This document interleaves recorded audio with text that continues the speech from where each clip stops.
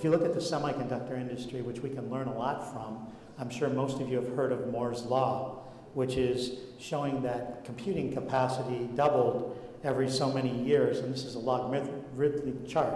So the cost of computing went down so much that you got twice as much computing every 18 months for the same dollar spent on computing technology. So I want to introduce something. This is kind of taking a little liberty, but just for fun of it, to say that the solar energy industry is not like any other industry. We should double our capability of generating energy every year at the same price point. And that's the kind of curve that if you take a look here, it's a logarithmic scale, just like the semiconductor industry. And this is actual data points. It seems like it may flatten out a little later, but at the same point, we're growing logarithmically, and we need to continue to do that. So when you start thinking that way, you start saying, no longer can I just whittle off a couple ounces of metal to get there. I have to look at the picture from a much broader perspective.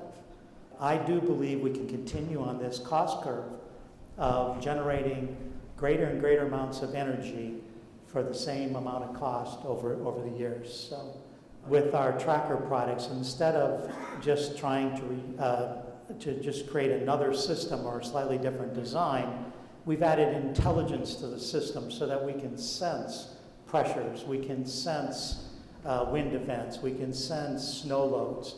And what we do is change the dynamic element, which is that thing that looks like a shock absorber that stiffens and loosens on demand from the controller and the sensors, so that we can reduce the overall cost, the amount of steel. Because today, 62% of a tracker product, by my estimations, and it may be different in Dan's, is 62% of the cost is in that centralized torque tube.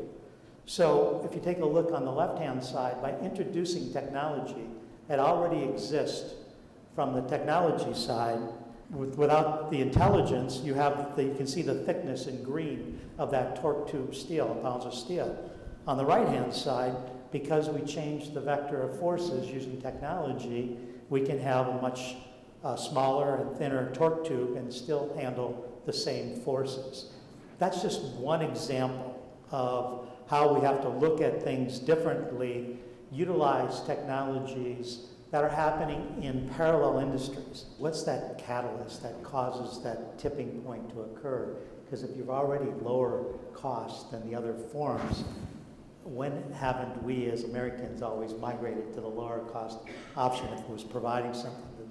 The preventative to it, agent to it, is regulation right now in some instances. But the only way you overcome that is by continuing to lower the cost, that it become not considerate, and to defend why you're not moving to it, because I think we all know it's inevitable. The other point was that broader perspective.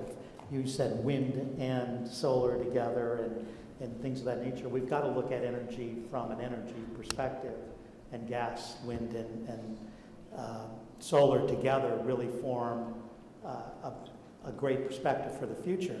And I think part of the catalyst might be, in my perception, and I don't know what it is, but I think that providing an underlying software architecture like what Vertex is trying to do provides the glue that allows inverters to become less intelligent and therefore lower cost. It allows for storage to connect to the systems. It allows for better grid attachability, manageability, which I think are some of the elements that we're not focusing on. You can draw parallels to other industries, and I think part of the solution is that as an industry, what I've seen is the solar energy environment appeared, when I first entered it, to be at odds with the utilities. In other words, they were fighting each other. And in reality, in the long run, we should be working together. So I think part of the approach that we've taken is how do we facilitate the utilities' transformation of the grid? And I think that just like my background coming out of 22 years with IBM, we used to be everything mainframe, everything was centralized. And then along comes a little company like Sun, Microsystems, and others, and they eventually started nibbling away and showing that distributed and multiple small is much, much more reliable, much, much more efficient. And I think that that's the approach that we have to take, and it's not going to happen overnight.